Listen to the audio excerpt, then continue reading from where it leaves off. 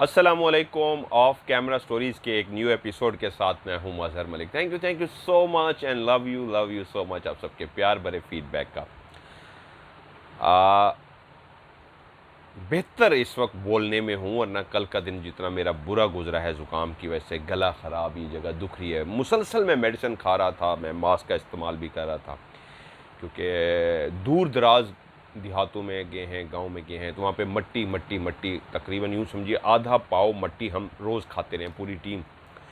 शायद वो लोग आदी हैं, उनको तो किसी को कुछ नहीं हुआ, लेकिन मुसलसल मेरा गला ख़राब और मसला हो रहा था, तो मैं मेडिसिन ले रहा था। लेकिन कल तो इतनी शदीद तबीयत मेरी ख़राब हो गई डस्ट की वजह से कि बोला नहीं जा रहा था, इन जगहों पे दर्द हो रहा था, ज़ुकाम शदीद था, गला ख़राब था। लेकिन आज काफ़ी बेहतर महसूस कर रहा हूँ। बेहतर से मुराद ये कि इस तरह कि इस काबिल हो गया हूँ कि स्टोरी रिकॉर्ड कर सकूँ।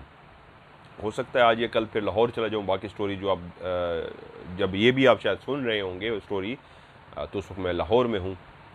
तो एक और भी स्टोरी बहुत ज़बरदस्त थी जो मैं रिकॉर्ड करना चाह रहा था, लेकिन उसका माइंड ही मेरा फ्रेश नहीं और बोलने में प्रॉब्लम थी, तो मैंने कहा वो एक अच्छी कहानी है जो आपको मैं आगे सुनाता हूँ। आज की कहानी जो है, दो कहानियाँ हैं, सच्ची कहानियाँ, जो मैं आज ऑफ कैमरा स्टोरी में शामिल करने जा रहा हूँ। इन्होंने अपना नाम नहीं लिखा, लेकिन इन्होंने अपने हस्बैंड का नाम बताया। फैसल इनके हस्बैंड का नाम है और इनका ताल्लुक़ है मीरपुर ख़ास। अब वो अपना नाम भी बता देती, जिन्होंने कहानी भेजी है, तो मैं यकीनन इस वक्त उनका नाम भी ले रहा होता।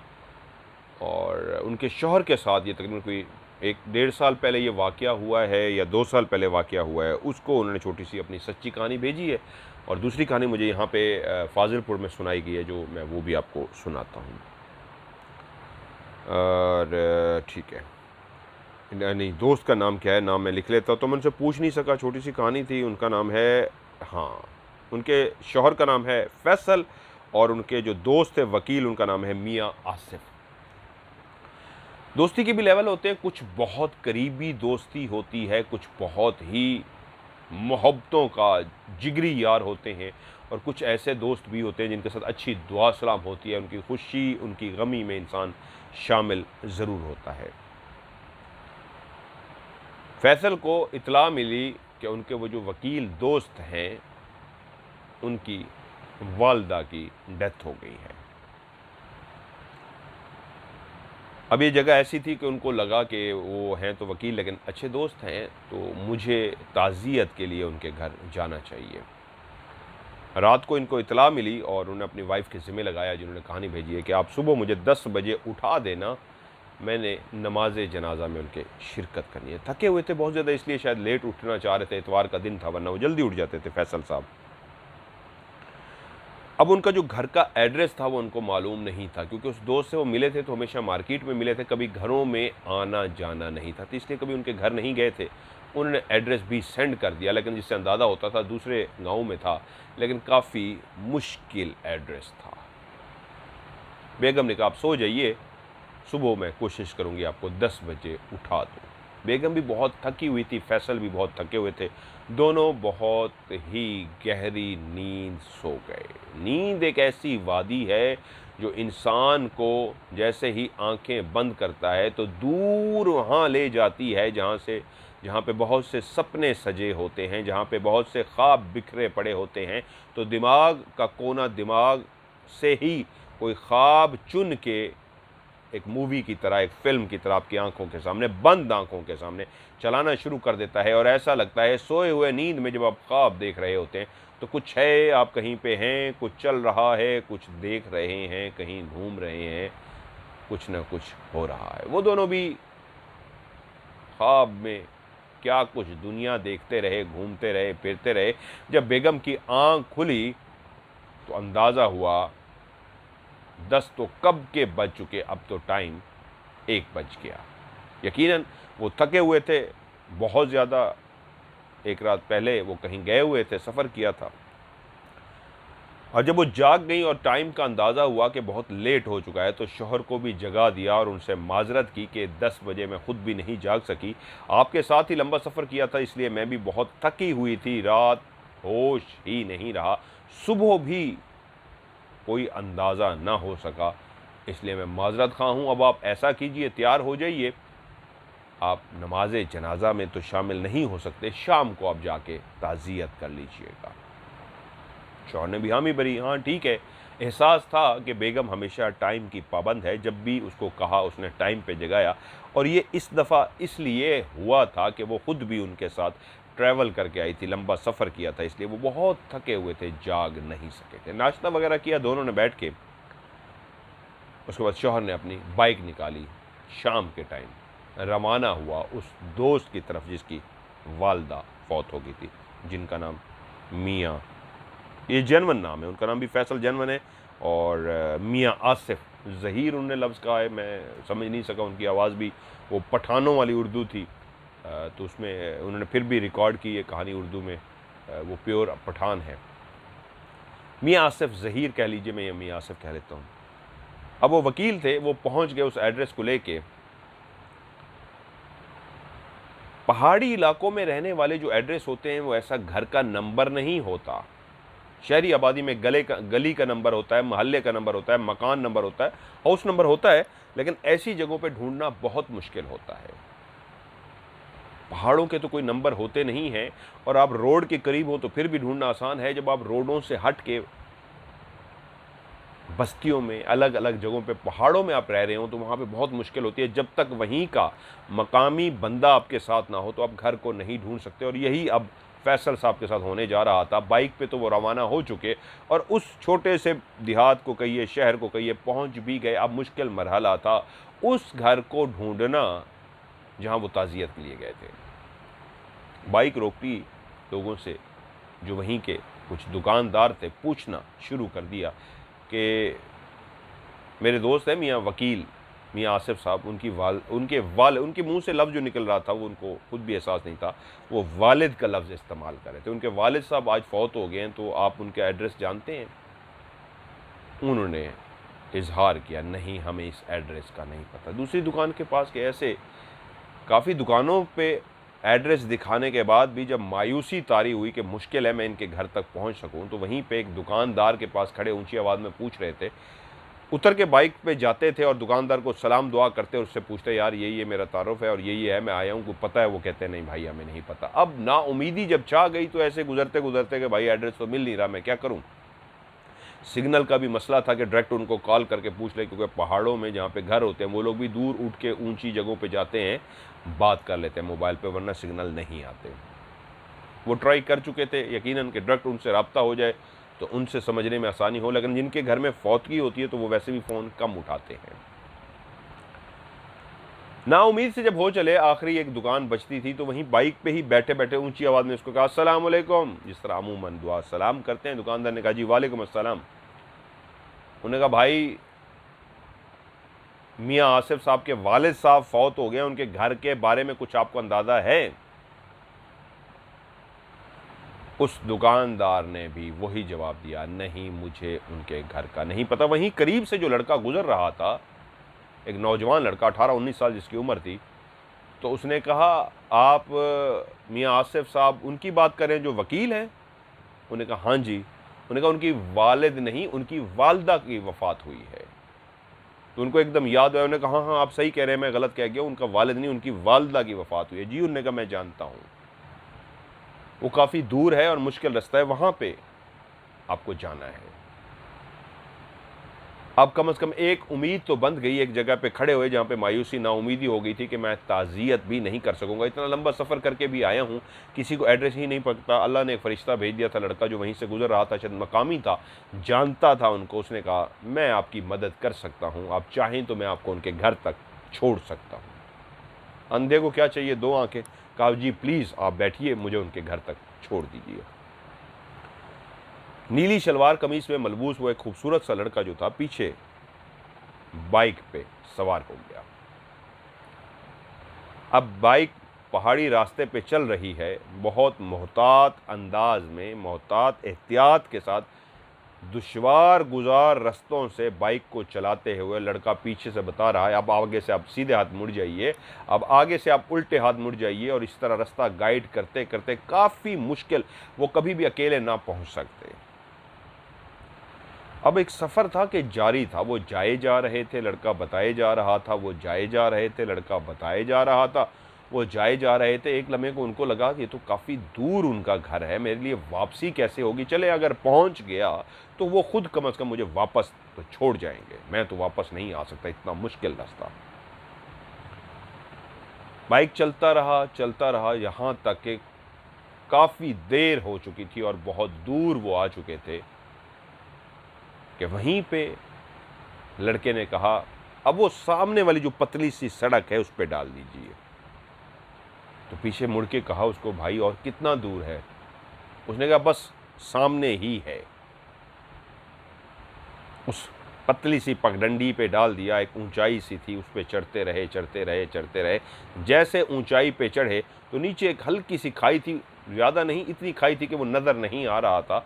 वो जो शामियाना सा लगा था, जब ताज़ियत हो जाती है, जिस तरह शादी पे शामियाने लगाए जाते हैं, तंबू कनातें लगाई जाती हैं, उस फौतगी वाले घर पे भी ऐसे शामियाना लगा हुआ था। तो उस लड़के ने जैसे ही ऊपर बाइक चढ़ा और रुका तो उसने कहा, जी ये सामने रहा मियाँ आसिफ साहब का घर, जिनकी वालदा वफ़ात पा गई हैं। उस लड़के का शुक्रिया अदा किया और कहा, आप चलेंगे? उन्होंने कहा, नहीं मैं नहीं जाऊंगा, मुझे कुछ काम है, मैं वो काम करके फिर आऊँगा, ये मेरे मामू हैं। उन्होंने कहा, मियाँ आसिफ आपके मामू हैं? उसने कहा, जी ये मेरे मामू हैं, जो फौत हुई हैं वो मेरी मामी थी। आपका नाम क्या है? उसने कहा, जी मेरा नाम मोहम्मद अली है। मैं नाम भी एक दफ़ा चेक कर लूँ, रियल नेम है उस लड़के का, मोहम्मद अली। मोहम्मद अली, वो मेरे मामू हैं, मैं उनका भांजा हूँ। बस आपको छोड़ने के लिए मैं काम ही जा रहा था वहीं पे, और आपको एड्रेस पूछते हुए देखा तो मुझे अंदाज़ा हुआ आप वहाँ पे नहीं पहुँच सकते, आप यहाँ के नहीं हैं, मकामी नहीं हैं, कहीं दूर दराज से आए हैं, तो इसलिए मैंने अपना काम छोड़ के आपको यहाँ पे छोड़ने के लिए आ गया हूँ। अभी मुझे अपना काम मुकम्मल करना है, आप अंदर चलिए, मैं थोड़ी देर तक वापस आता हूँ। उन्हें शुक्रिया अदा किया, मोहम्मद अली वहाँ से चला गया और वो आगे पहुँचे। तमाम लोग बैठे हुए थे, उनको अपने दोस्त मोहम्मद मियाँ आसिफ भी नज़र आ गए। वो उनसे गए, गले मिले, उनसे ताज़ियत की, फिर बैठ के जो एक तरीका होता है फातिहा की, कुछ देर बैठे रहे। और जब वक्त ऐसा हुआ कि आहिस्ता आहिस्ता सब इजाज़त लेके रुखसत होने लगे, तो वहीं पे फैसल साहब ने भी कहा, ताज़ियत वो कर चुके थे, उस जगह पे कुछ देर बैठ भी चुके थे, क्योंकि रीत प्रीत रिवायात रस्म व रिवाज जहाँ पे हैं वहाँ पे दुख सुख खुशी के भी कुछ असूल हैं और दुख के भी कुछ असूल हैं। जब आप किसी ऐसी फौतगी वाली जगह पे जाते हैं तो ताज़ियत करने के बाद आप काफ़ी देर बैठे रहते हैं। ये देहातों में आज भी ऐसे है, बहुत सारे लोग इसको जानते हैं। यूरोप में रहने वाले जो कहानी सुनते हैं उनको पता नहीं होता, तो इसलिए मैं उनको अपनी ये चीज़ें बताता हूँ। तो आपको काफ़ी देर खामोशी से बैठा होता है ताकि उसको एहसास हो चुके कि हम तुम्हारे दुख में बराबर के शरीक हैं, तुम अपने आप को तन्हा मत महसूस करो, हम भी आपके साथ बैठे हुए हैं। क्योंकि उस शख्स को लग रहा होता है मैं अकेला हो गया हूँ, तन्हा हो गया हूँ, वो बहुत दुखी होता है, तो इसलिए सब रिश्तेदार दोस्त सब मिलने वाले उसके साथ बैठे रहते हैं। बाज़ जगह पे ये 3 दिन का सिलसिला होता है, बाज़ जगह पे 2 दिन का, 1 दिन का भी सिलसिला होता है। जब सब इजाज़त लेना शुरू हुए तो वहीं पे फैसल साहब भी खड़े हुए, दोबारा से उनको गले मिले अपने दोस्त वकील साहब को और इजाज़त तलब की और कहा, अगर कहना नहीं चाह रहा, आपका फौतगी वाला घर है, लेकिन मैं आपको पता है फ़लाँ जगह से आया हूँ, मेरे लिए यहाँ तक पहुँचना बहुत मुश्किल था, मैं यहाँ पे नहीं आ सकता था, लेकिन मजबूरी है, मुझे आपको कहना पड़ेगा, मैं वापस नहीं जा सकता, जितना मुश्किल रास्ता है और जिस तरीके मैं पहुँचा हूँ, तो अगर कोई बंदा मेरे साथ दे दे, मुझे छोड़ दे वापस शहर तक, तो मैं चला जाऊँगा, वरना इन पहाड़ी रास्तों से मेरे लिए जाना मुश्किल है। तो वकील साहब ने कहा, ये सवाल तो मैं भी आपसे पूछने वाला था, आप यहाँ तक पहुँचे कैसे? क्योंकि यहाँ पे पहुँचना तो बहुत मुश्किल है। इतला जो दी थी फौतगी की, वो वकील साहब ने नहीं दी थी, उनके किसी और दोस्त ने दी थी उनको इतला, फैसल साहब को, कि आपके वो जो दोस्त हैं मियाँ वकील साहब जो हैं, उनकी वालदा की डेथ हो गई है। तो इसलिए वो पहुँच के उनको खुशी हुई कि ये दोस्त भी यहाँ पे तशरीफ़ ले आए, लेकिन इस बात पे हैरान थे कि इस जगह तक पहुँचे कैसे, ये तो बहुत मुश्किल रास्ता है। तो कहा, मुझे आप वापसी तक के लिए कोई बंदा दे दीजिए। तो उन्होंने कहा, यही सवाल मैं आपसे पूछने वाला था, तो आपको छोड़ के कौन गया? उन्होंने कहा, जी आपका भांजा छोड़ के गया है। अच्छा अच्छा, कौन सा भांजा? उन्होंने कहा जी मोहम्मद अली।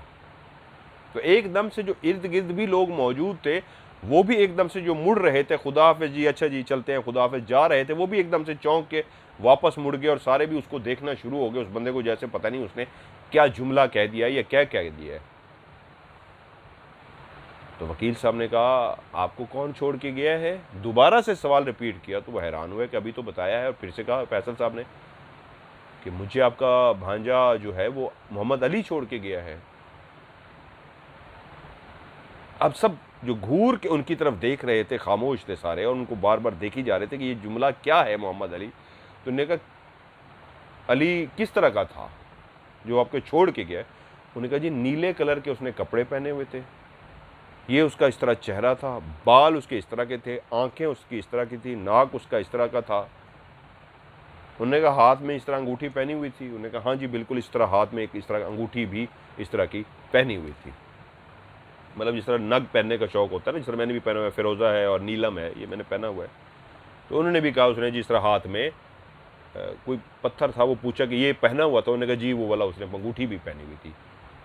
तो एकदम से सारे चौंक गए। वो तमाम निशानियां जो मोहम्मद अली की थी वो बिल्कुल 100% एक्यूरेट थी। कपड़े भी नीले वो बता रहे थे, शक्ल सूरत भी, अंगूठी भी, हुलिया भी, बाल भी। तो उन्होंने कहा मोहम्मद अली को तो फौत हुए भी, इस दुनिया से रुखसत हुए भी 2 साल हो गए हैं, लेकिन आप बता रहे हैं, आप हुलिया भी ठीक बता रहे हैं, आप कह रहे हैं आप मोहम्मद अली के साथ आए हैं, आपको वो यहाँ पे छोड़ के गया है। तो खुद भी एकदम से चौंक गए कि वो जो उनको छोड़ के गया था, वो इस दुनिया से रुखसत हुए उसको मरे हुए भी 2 साल हो गए थे। अब खुद भी थोड़ा सा घबरा से गए और डर से गए और कहा हाँ यार वो मोहम्मद अली ही था। फिर से रिपीट करना शुरू कर दिया जब ये सुना कि मर चुका है कि यार इसका इस तरह कद था, बोलने में इस तरह की आवाज़ थी, इस तरह के नीले कपड़े थे और इस तरह की वो अंगूठी थी, इस तरह के उसके बाल थे। अब वो तफसील से उसका हुलिया बता रहे थे और सब कह रहे थे ये हुलिया पहले भी बता चुके, ये मोहम्मद अली का ही हुलिया, और जिस दिन वो मरा था उसने उस दिन नीले कपड़े ही पहने हुए थे जो आप बता रहे हैं, उम्र भी वही बता रहे हैं, लहजा भी वही बता रहे हैं, सब कुछ वही बता रहे हैं, वो तो मर चुका है।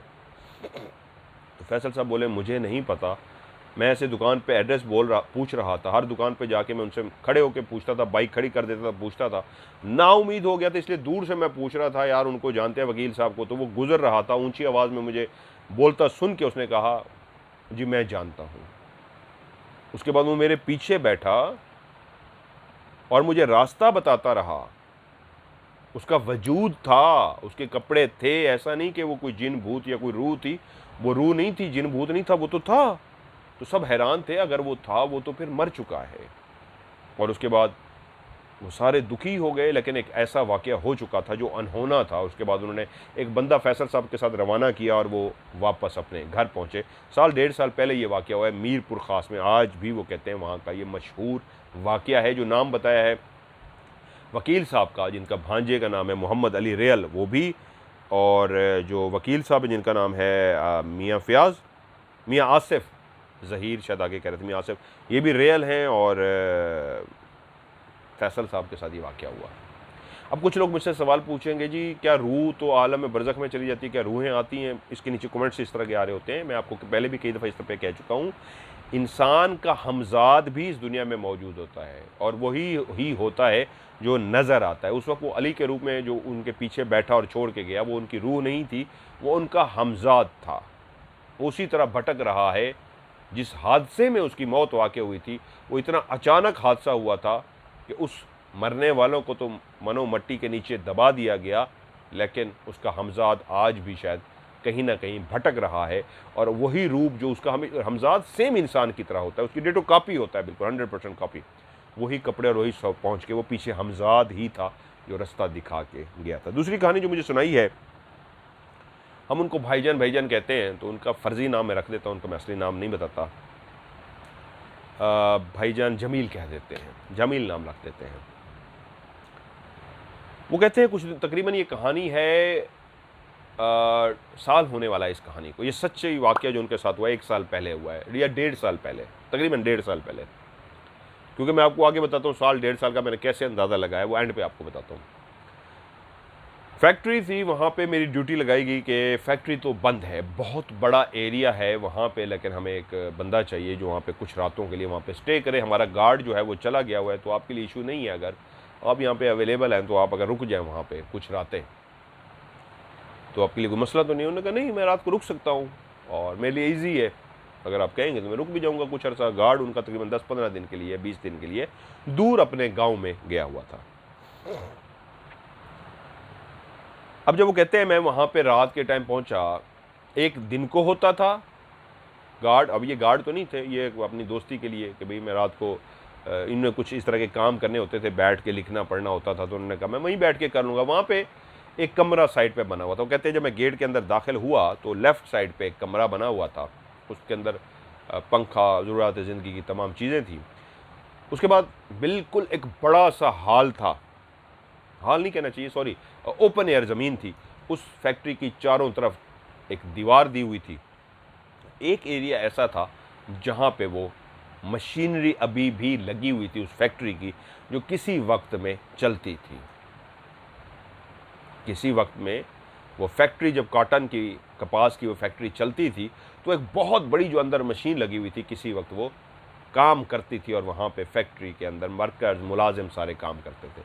लेकिन अब वो इंजन, वो बड़ी सी मशीन जो तकरीबन कोई 5-6 हालनुमा कमरा था, तकरीबन वो कोई घर के कोई 7-8 कमरों जितना बड़ा हाल था, उसके अंदर मौजूद थी। उसको कोई उठा तो नहीं सकता था, लेकिन उसके स्पेयर पार्ट्स जो होते हैं वो चोरी हो सकते हैं, तो उसके लिए असल में वो बंदा रखते थे। तो इन दोस्त को रिक्वेस्ट कर दी थी कि आपने बैठ के काम ही करना होता है, जागना होता है, तो आप बैठ जाया करें वहाँ पे। उनको इस बात का नहीं बताया गया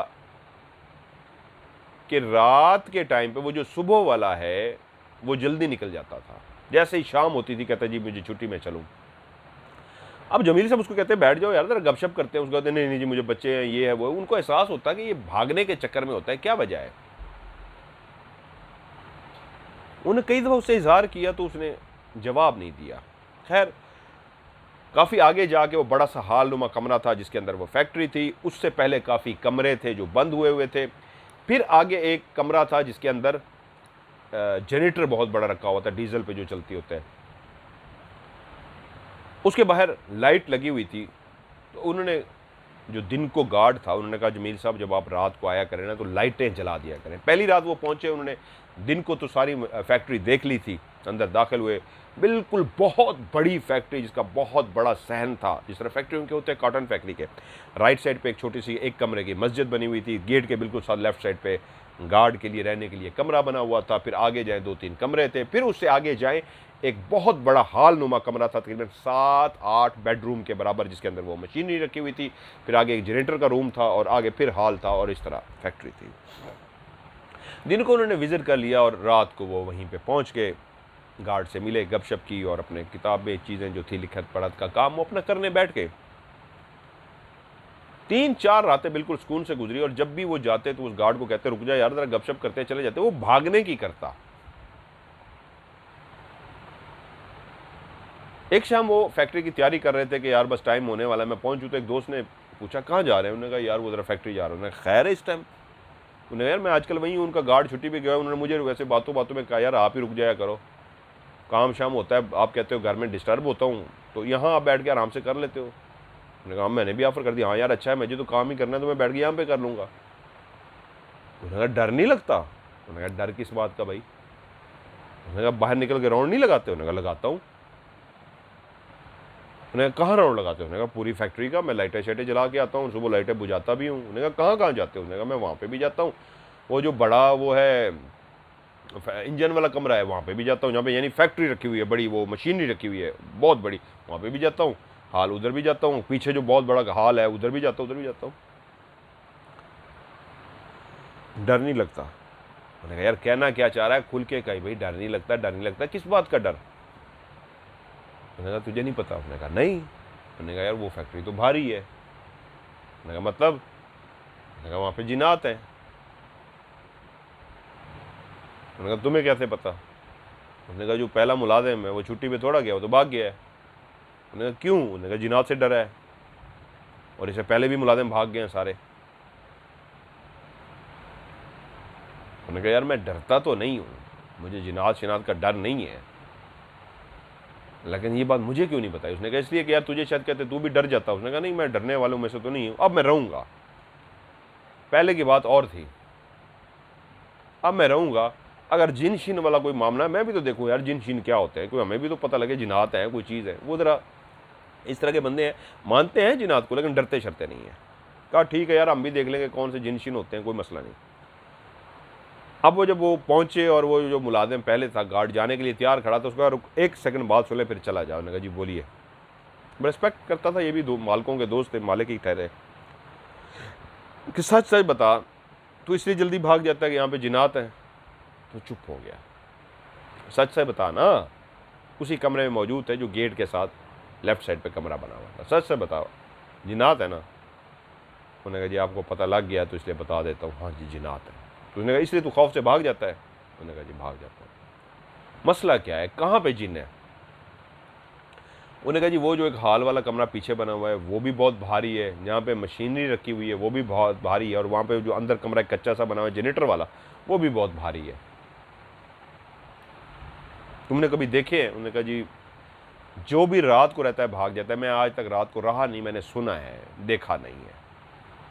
उन्होंने कहा ठीक है जाओ। कह रहे मैं बैठ गया। पहले दिमाग में कोई बात नहीं होती थी, अब दिमाग में ये बात ज़रूर आ गई थी कि यहाँ पे जिनात शिनात हैं। तो मैं इधर राउंड शाउंड लगाता, बाहर निकल के देखता भी कोई जिन शिन हमें भी नज़र आ जाए। कहते एक रात का तकरीबन कोई 1:30 बजे का टाइम था। मैं काम करते करते ना थक गया। आज मुझे नींद आ रही थी, दिल कर रहा था मैं जल्दी सो जाऊँ, वरना मैं रात को मैं काम करता, दिन को मैं सोता था। काम इस तरह का था। कह रहे मैं तकरीबन रात को सो गया। मुझे सोए हुए कोई तकरीबन आधा घंटा हुआ होगा, मैं गहरी नींद में था कि मुझे लगा कि बहुत ऊंची ऊंची आवाज़ आ रही है। मेरी एकदम से आंख खुल गई, मैं चारपाई पे लेटा हुआ और मैं जाग गया और मैं देख रहा हूँ कहाँ से आवाज़ आ रही है। ये हल्की हल्की सर्दियाँ शुरू हो चुकी थी, धुंध अभी नहीं पड़ी थी। मैं लेटे लेटे सोच रहा हूँ यार ये आवाज़ कहाँ से आ रही है। एक ऐसी आवाज़ है जैसे कोई भारी भरकम आवाज़ होती है। कहते मैं उठ के उस चारपाई पे बैठ गया। मेरे कान उस आवाज़ की तरफ है। मुझे अंदाज़ा हुआ आवाज़ इस सिमत से आ रही है। कहते मैं उठा हूँ, मैंने जूती पहनी है, मैं उठ के ना बाहर आ गया हूँ। जब मैं बाहर आया हूँ तो बाहर और ज़्यादा ऊंची आवाज़ आ रही है और सामने की तरफ से आ रही है। कह रहे मैं चलता चलता जूं जूं सड़क के करीब गया हूँ तो मुझे ये अंदाज़ा होना शुरू हुआ है वो जो फैक्ट्री जिसके अंदर वो मशीनरी पड़ी हुई थी जो काफ़ी अरसे से नाकारा हो चुकी थी, यानी उस मशीनरी को चलाने के लिए मोटर चाहिए होती है, बेल्ट लगे होते हैं बड़े बड़े। वो मोटर होगी, उसके अंदर बेल्ट लगा होगा तो वो मशीनरी चलेगी। बग़ैर मोटर के, बग़ैर बेल्ट के, बग़ैर बिजली के वो मशीन चल ही नहीं सकती। और काफ़ी अरसे से उन्होंने उसकी बिजली भी ख़त्म कर दी थी क्योंकि डिस्कनेक्ट कर दिया था उस मशीन को। बहुत बड़ी हैवी मशीन थी, उसकी मोटरें भी उतार ली थी, बेल्ट भी उतार दिए थे, अब वो चलने के काबिल नहीं थी। मैंने एक दफ़ा पूछा भी था उनसे कि इसको चलाते क्यों नहीं। उन्होंने कहा नहीं अब ये चल नहीं सकती, पहले ये रिपेयरिंग करवानी पड़ेगी, इसका बहुत ज़्यादा खर्चा है, इसकी चीज़ें ख़त्म हो चुकी हैं। ये इसके अंदर डलेगा जो अब इसके अंदर निकल चुका है, बेल्ट है, मोटर है, ये वाला पुर्जा, ये वाला पुर्जा, ये वाला पुर्जा, तब ये चल सकती है, वरना ये चल नहीं सकती। हम ये सोच रहे हैं इसको कभी बेच देंगे अब। तो कह रहे मैं जैसे जैसे उस फैक्ट्री के करीब जा रहा हूँ, उस मशीन के करीब जा रहा हूँ, तो मेरे कानों में आवाज़ आ रही है कि वो वाली मशीन जिसका मैंने उनसे पूछा था कि इसको चलाते क्यों नहीं है, वो मुझे बता रहे हैं कि ये डेड हो चुकी है, डिस्कनेक्ट हो चुकी है, कनेक्शन ख़त्म किए हुए हैं, जिसकी मोटर बेल्ट नहीं है, वो चल रही है। मुझे ये यकीन नहीं आया कि क्या मैं नींद में हूँ, मेरे कान बज रहे हैं, या कहाँ से आवाज़ आ रही है। आवाज़ तो इस तरह की है जैसे फैक्ट्री चल पड़ी है, वो मशीन चल पड़ी है। कह रहे मैं और चलता चलता गया, जब मैं उसके बिल्कुल करीब गया तो आवाज़ इस तरह की आ रही है कि अंदर इंजन, वो जो बड़ी सी फैक्ट्री है वो चल रही है, डगाडग डगाडग, उसकी जिस तरह आवाज़ होती है वो क्लियर आवाज़ आ रही है। अब उसके बाहर जो उसके दरवाजे थे वो बंद किए हुए थे क्योंकि अंदर कोई जाता नहीं था, जाला था, खूब अंधेरा रहता था, काम ही नहीं था। वो इंजन, वो मशीनरी जो थी वही पड़ी हुई थी, वो भी नकारा थी, वो चल तो सकती नहीं थी। उस पर भी 3-4 लाख रुपए का खर्चा था, तब उसने चलना था। तो वो अंदर बंद पड़ी हुई थी। तो इसलिए उसके गेट शेड भी चारों तरफ से बंद रखे जाते थे। अभी भी उसके गेट बंद थे। तो कहते हैं मेरे दिल में एक अजीब सी बेचैनी कि यार मशीन कैसे चल सकती है, उसकी तो मोटर नहीं, उसका फलां पुर्जा नहीं, फलां नहीं, नकारा है, चलने की आवाज़ आ रही है। कह रहे हैं मैंने फिर क्या किया, अंदर वापस गया, उसकी चाबियां भी अंदर होती थी, चाबियां ले आया उस गेट की, जो इसको शटर कहते हैं, लोहे का ऊपर उठाया जाता है। मैंने उसके ताले खोल दिए, दोनों ताले खोले। जब मैंने ताले खोले और उसको शटर को उठाना चाहा तो पता लगा वो काफ़ी अरसे से बंद है, जंग आलूद हुआ पड़ा है। फिर भी देखने के लिए कि यार चक्कर क्या है, कहते हैं मैंने उसको ज़ोर लगाया और जब उठा के ऊपर काफ़ी मुश्किल से ज़ोर लगा के ऊपर किया तो अंदर मशीन चल रही थी। वो नकारा मशीन जो बगैर मोटर के चल ही नहीं सकती, उसी की ही आवाज़ आ रही थी। वो कैसे चल रही थी या आवाज़ ही सिर्फ चलने की थी, मुझे क्योंकि अंधेरा था, मैंने लाइट नहीं जलाई, लेकिन वो जितनी भी आवाज़ आ रही थी उसी मशीन के चलने की आवाज़ थी। ये अब अल्लाह बेहतर जाने कैसे चल रही थी, लेकिन ये क्लियर आ गया था, उस जिन्नात ने मुझे दिखाने के लिए उस मशीन को चला दिया था। वो मशीन जब चलती थी उसकी आवाज़ आती थी, वैसी चलने की उसकी आवाज़ आ रही थी। और शटर खोलने पे भी क्लियर आवाज़ ज़्यादा बाहर आना शुरू हो गई कि ये मशीन चल रही है। कहते हैं मैंने वहाँ पे एक जुमला बोला बाकायदा तौर पे, मुझे हंसी आई उनके जुमले में। मैं आमने सामने बैठ के कहानी सुन रहा था। कह रहे मैंने उनको कहा, सराइकी में कहा, तुसा अपना काम करो, मशीना चलाते कमाओ, साकू तंग ना करो। उर्दू में इसको ट्रांसलेट करता हूं। उन्होंने कहा कि आप लोग मशीनें चला के अपनी कमाई करो, यानी जो आपने मशीनें चलाई हुई इससे अपनी कमाई करो, अपना कारोबार करो, लेकिन हमें तंग ना करो। मैंने कहा वाकई आपने ये जुमला कहा? कहते कसम से मैंने यही कहा।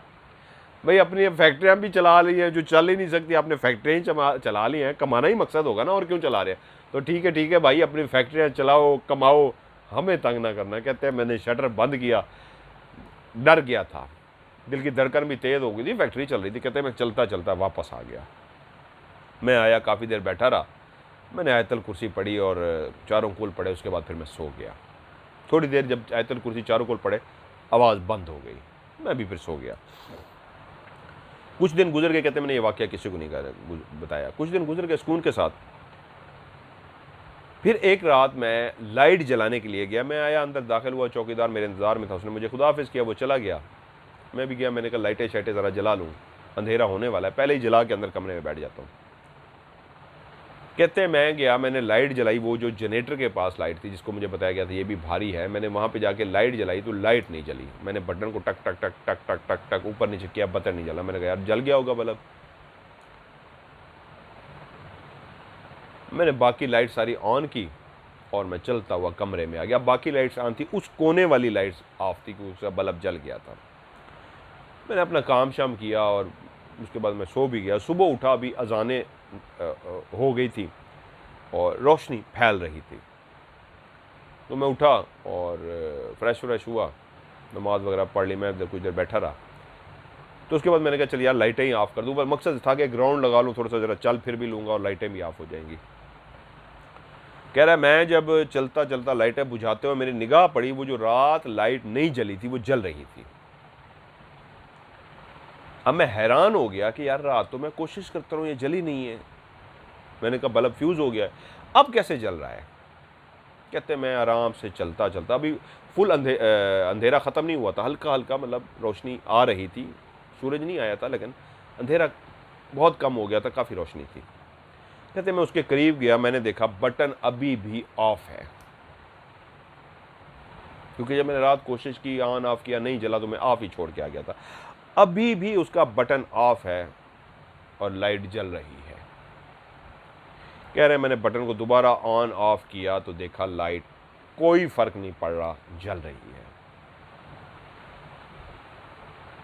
मैं समझ गया लाइट जली नहीं थी, रात कोई शरारत हुई है। कहते मैं वहीं पे ही खड़ा हुआ था, ये सुबह का टाइम था, कि उसी लम्हे एक अजीब सी आवाज़ जैसे शां करके कोई गुजरता है, मेरे शां करके कोई गया है। वो एक जिस तरह गोल गोल वो ट्विस्टर होता है ना, गोल गोल घूमता है, ऐसे हवा का गोला सा बन जाता है, हवा के प्रेशर से होता है और वो गोल गोल घूमता हुआ जाता है, जो जो चीज़ उसके अंदर आती जाती है उसको उड़ाता जाता है। ऐसा एक गोला सा था हवा का, गोल गोल घूम रहा था, शां करके मेरे करीब से गुजरा और मैं एकदम से चौंक गया हूँ, डर गया हूँ, क्योंकि अभी तक मैं बल्ब को सोच रहा था कि इस लाइट को जिन्नात ने कोई हरकत की, और शां करके जो गोल सा मेरे साथ से गुजरा है ना, तो मैं एकदम से डर गया हूँ।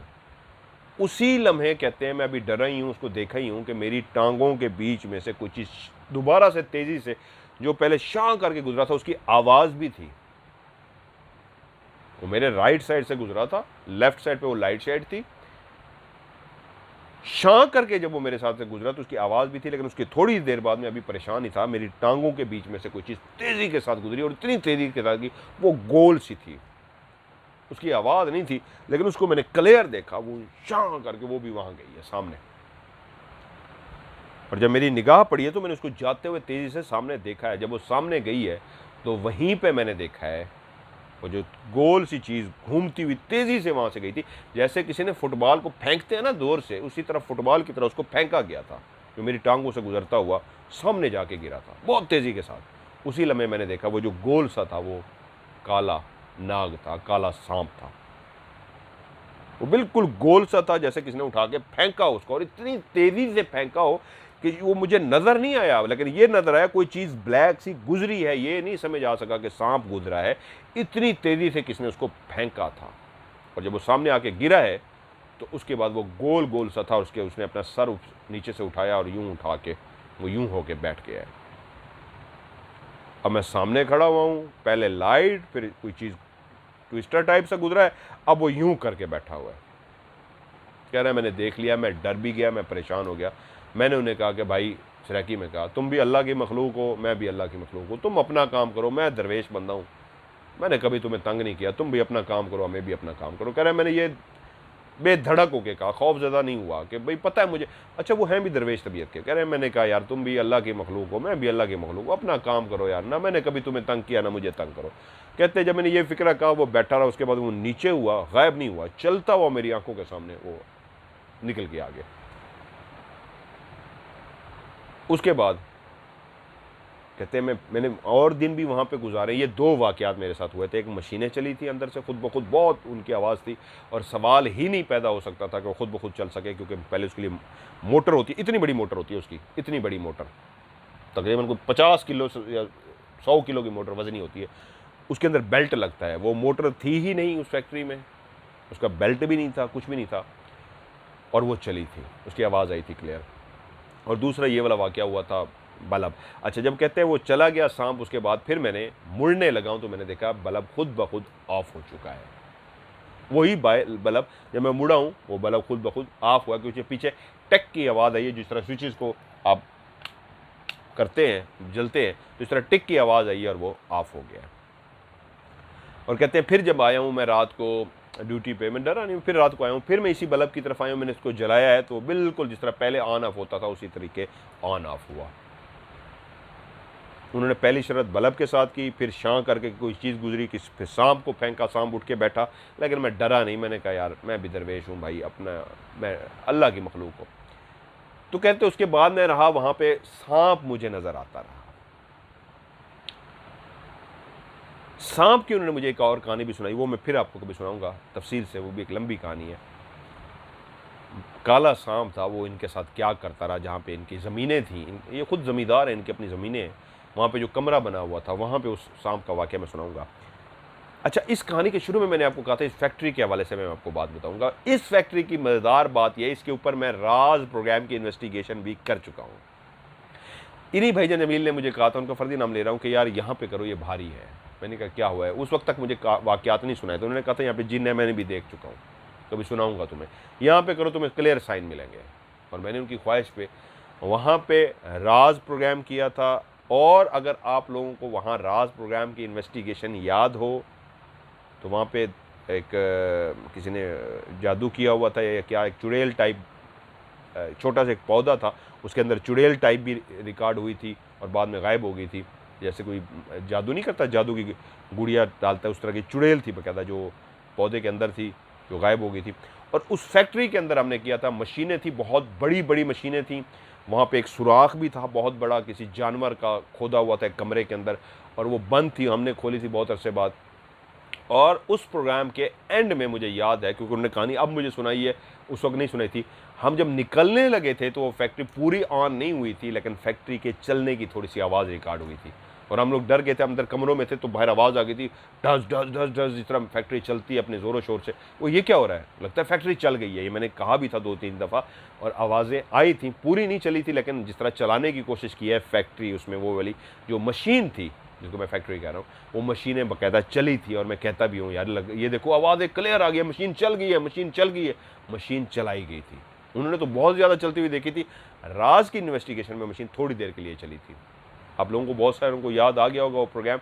एंड में मुझे उसका सीन याद है, जब हम बाहर निकल रहे थे, उड़ती हुई कुर्सी दरवाजे के साथ गिरी थी, बहुत भारी कुर्सी थी जो गिरी हुई थी, ऊपर भी चढ़ने की जगह थी, जब हम ऊपर भी चढ़े हुए थे, नीचे बहुत बड़ी वो मशीन पड़ी हुई थी जो मैंने आपको कहा हाल नुमा कमरे में थी, साइडों पे कमरे थे जो बंद थे, मेरे ऊपर बेल्ट गिराए गए थे, बहुत ज़्यादा बेल्ट थे मेरे ऊपर, वो आगे गिरे थे, मैं उस कमरे में घुसा था, और एक बहुत बड़ा सुराख था किसी जानवर का, वो भी एक कमरे में था जो गैराबाद था। इस तरह का वो आपको याद हो गया होगा। ये वही फैक्ट्री है जिसमें मैंने इन्वेस्टिगेशन भी की थी, उन्हीं के कहने पर, क्योंकि सब लोग कहते थे ये बहुत भारी है, ये बहुत भारी है, और मैं वहाँ पर गया था। वहाँ पर जनरेटर और वो था जो बल्ब वाला सीन, वो उस वक्त तक उन्होंने मुझे बताया नहीं था, इसलिए मैं उस एरिया की तरफ नहीं जा सका था, वरना मैं उस एरिया की तरफ भी जाता।